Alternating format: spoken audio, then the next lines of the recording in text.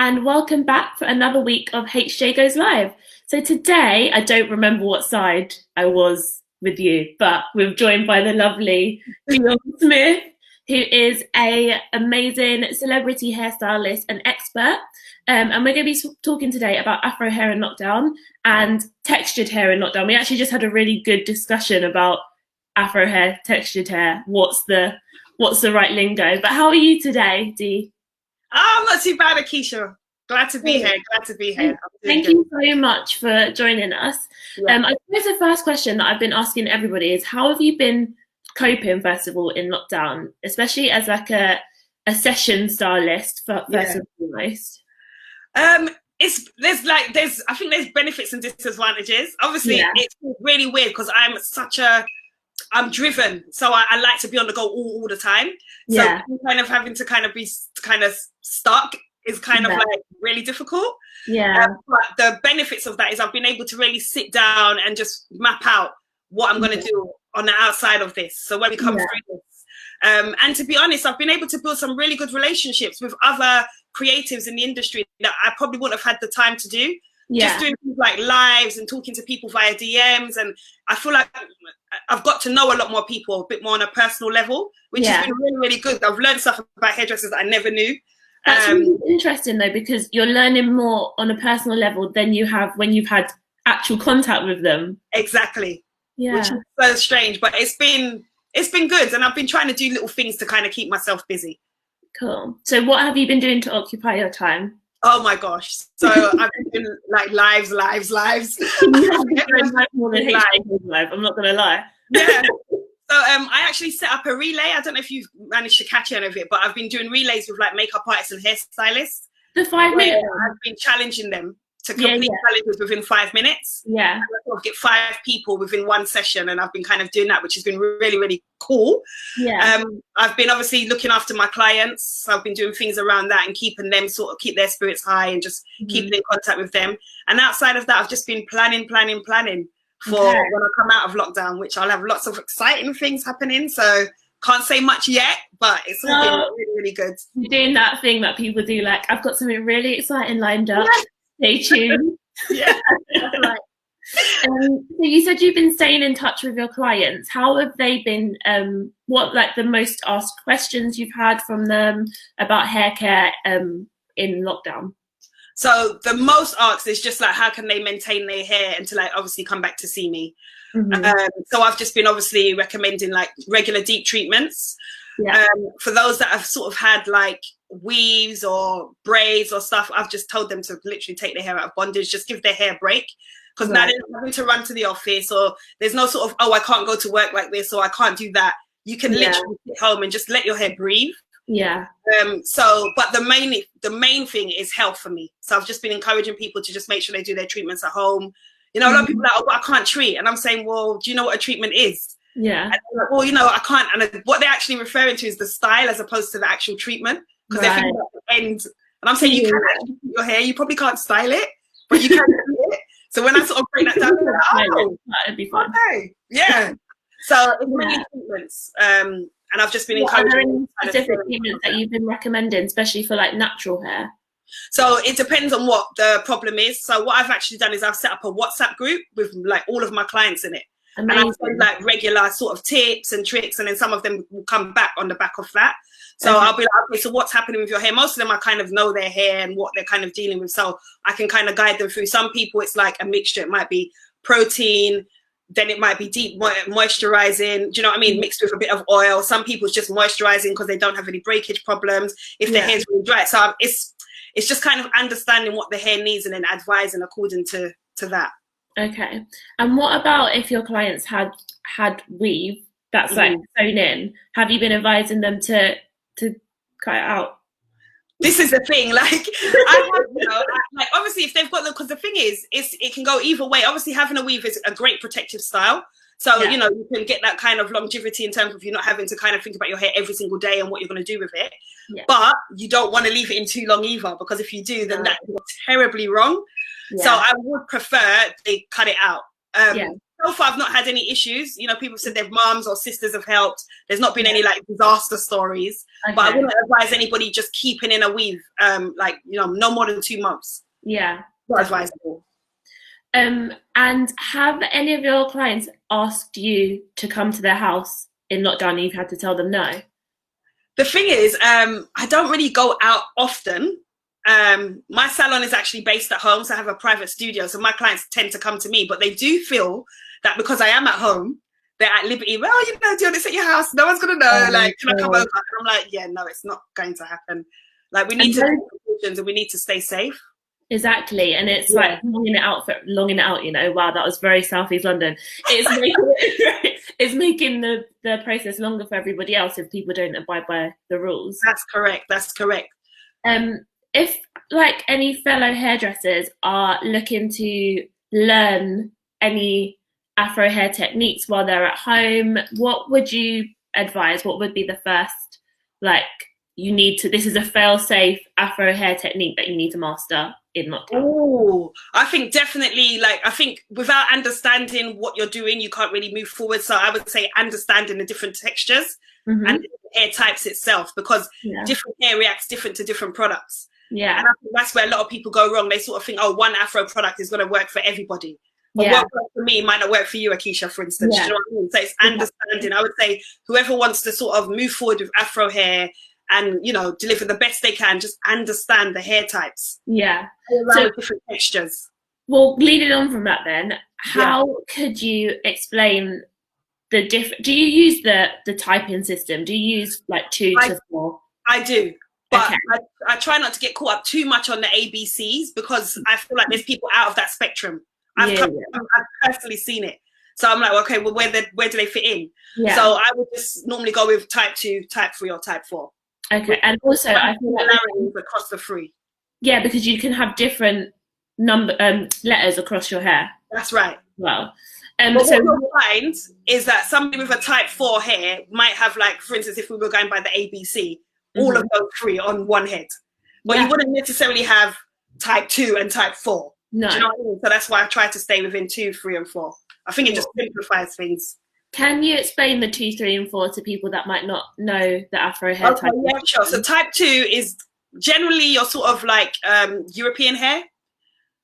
Type 3 would be more like a sort of mixed hair. So that would be like more kind of curly, more defined curls hair.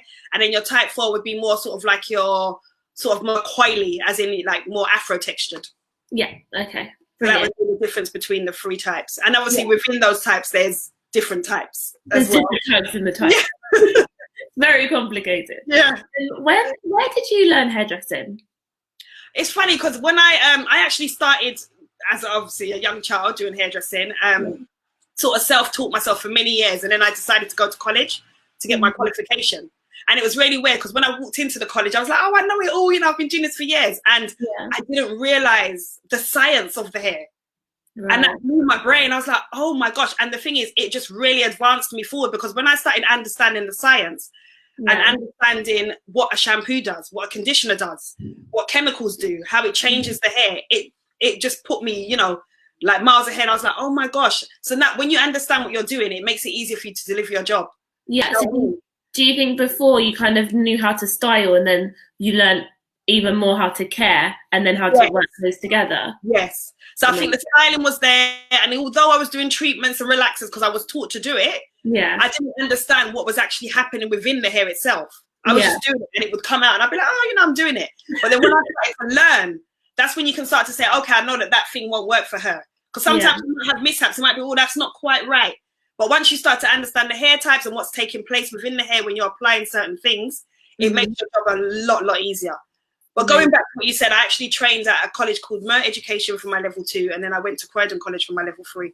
Amazing. And did they have an Afro hair or textured hair section to the course? So I know that's like kind of disputed at the moment, that there's not really enough information on that. That's right. At the time they didn't, but they did have an option to choose it. But then what happened was, it's really crazy, because when I went to college, I ended up showing almost teaching the tutor what to do in the Afro hair, because they didn't really have, you know, Yeah. I don't know what to say, but they didn't really have the knowledge.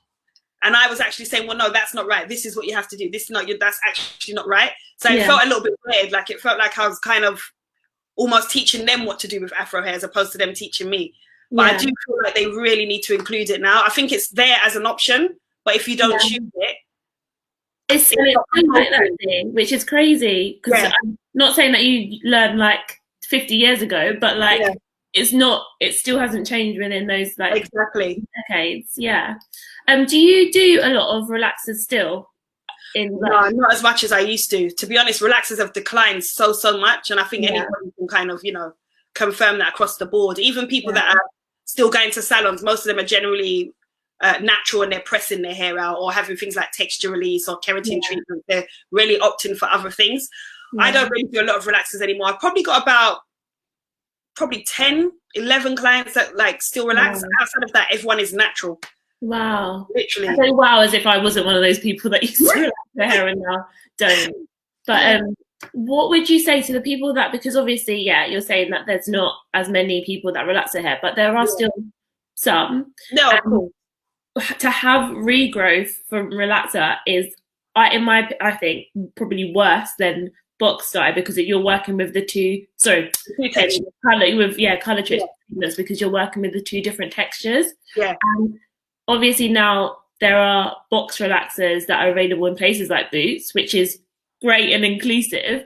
But also, what would you say to people that are thinking about relaxing their hair at home? Yeah, I would never encourage a relaxer at home because obviously, like I said, going to to college, understanding the science and what actually takes. But I just think it's too risky. Mm-hmm. So I would. The problem with regrowth and the textures on the hair when you get the regrowth for a relaxer is basically that point of where you're combing it, like where the two textures meet, it tends to snap at that particular point. Yeah. And that's only because one texture is thicker than the other.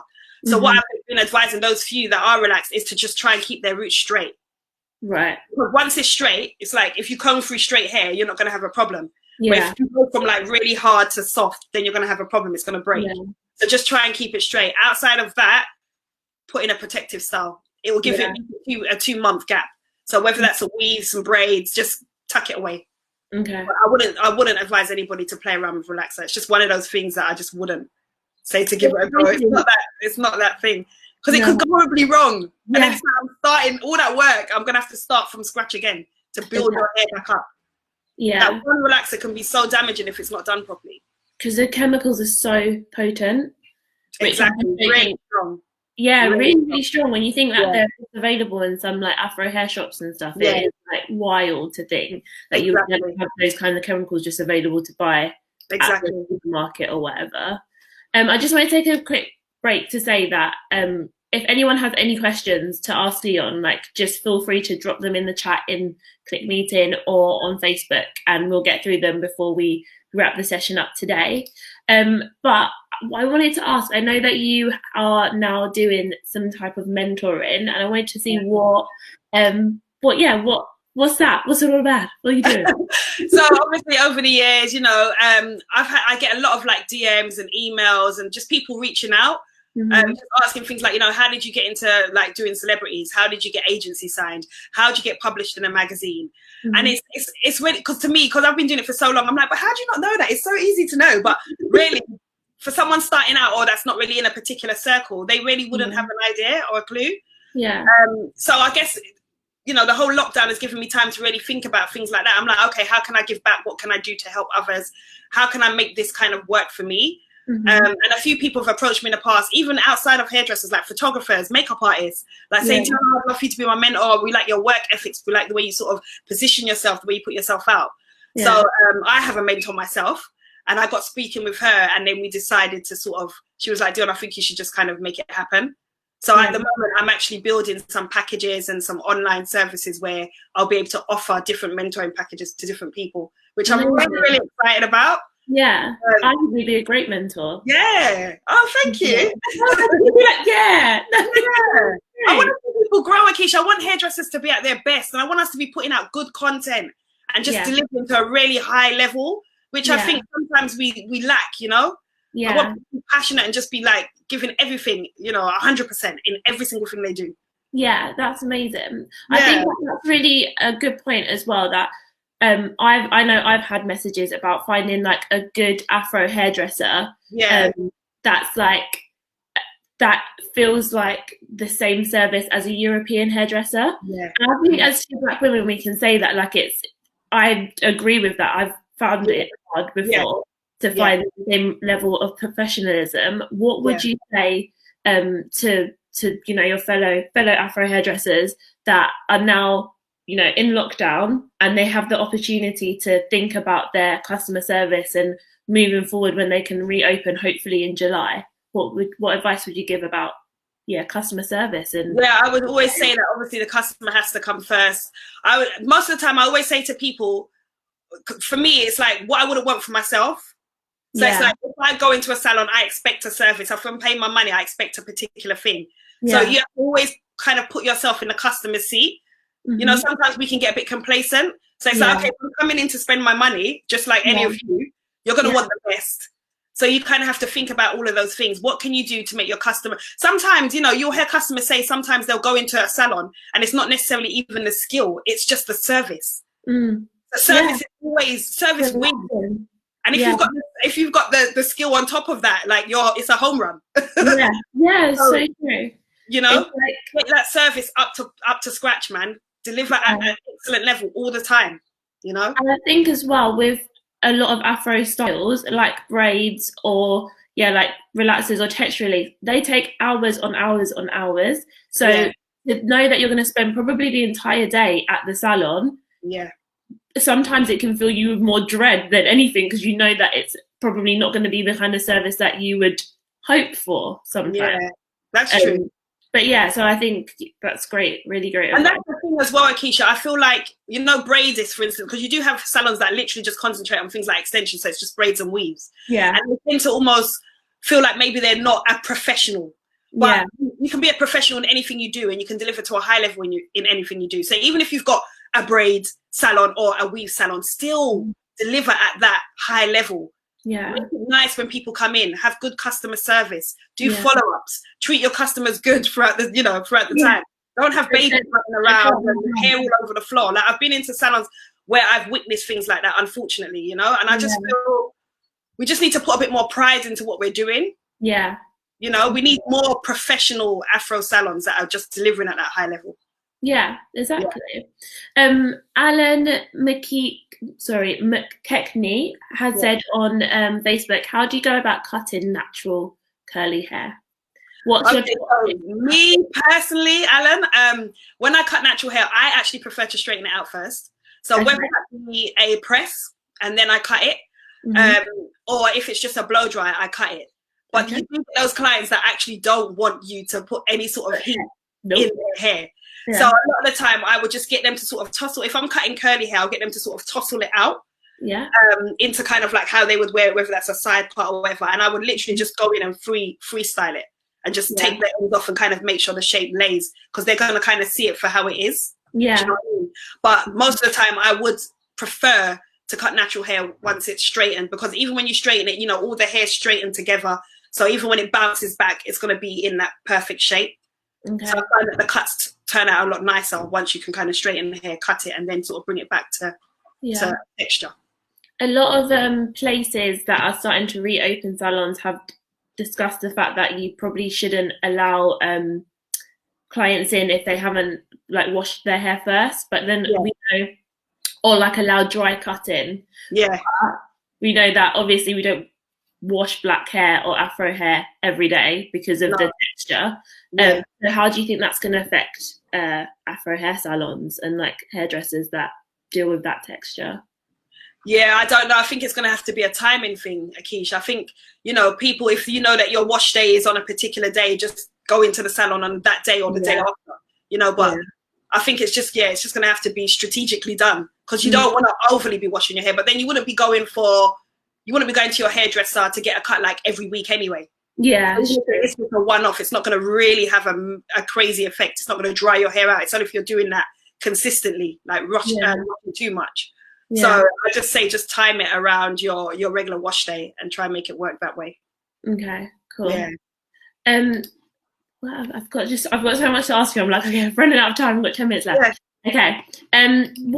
What kind of precautions are you taking for post lockdown for yourself? So have you got like your PPE? Have you got what are you? How are you preparing? Yeah, so I've decided that obviously post lockdown, once they give me the all clear, it's gonna obviously not be as lucrative, but I'm gonna have like one client at a time.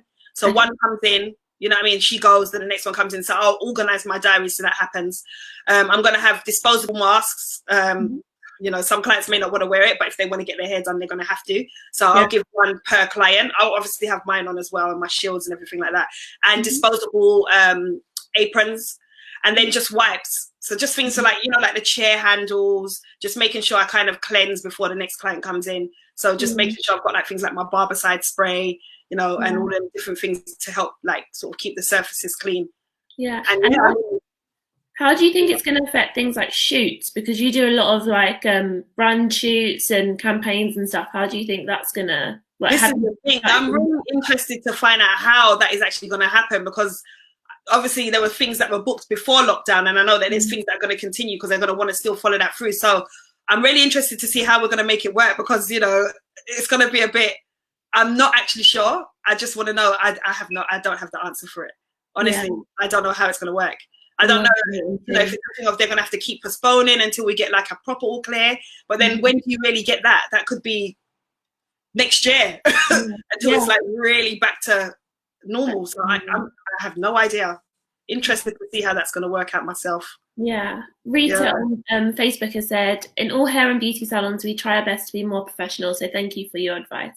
And that's true. I feel like the industry that I've been a part of since I used to work at Black Hair magazine, I've seen it's like come on leaps and bounds, like just with like making it a day of going to the hair salon instead of it being like a chore. It's like a pleasure, not a chore. So it's true. What advice would you give to your 18-year-old self, Dionne? Oh my gosh. Wow. Oh, I would have probably, like, looking back now, I would have probably said to kind of maybe accept the calling on my life as a hairdresser a lot earlier. Because I didn't actually want to be a hairdresser. Really? No. I tried to run away from it. Like, I done every single thing that I could, because I was just like, I don't want to be a hairdresser. What's a hairdresser? What's a hairdresser? You know, when I was younger. It's so weird. I went, you know, I drove the buses. I actually owned my own pub for like a year. I was like a licensee. Yeah. Like, I've done so many. I was running all away from it, and I was just doing it like on the side. I was like, nah, I don't want to do it. It's not great. It's not great. And I think that I wasted a lot of time running away from the calling until it got to the point where I was just like, Dionne, you just need to do hair. Like, you're good at it. Your clientele is building. You're starting to struggle now with, you know, balancing these jobs with all the clients that you're doing, and you're doing all right. And, you know, if you were doing this full time, you could actually live off this. So I think that I would have just taken it a lot earlier and really just given it everything. Good. When did you actually start then? Gosh, when did I start officially? I'd probably say in my late 20s is when I decided to really take it on proper. In hair 17. Oh, okay, cool. Do you know what I mean? So it was like, interesting. So that's what I would probably say.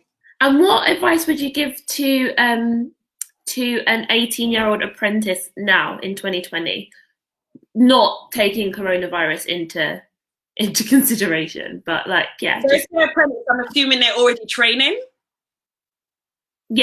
If they're or like they've just finished at school and they're thinking about being a hairdresser, what advice would you give them? I would definitely say, if they're thinking about being a hairdresser, definitely go to college and get your hairdressing qualification, no matter what.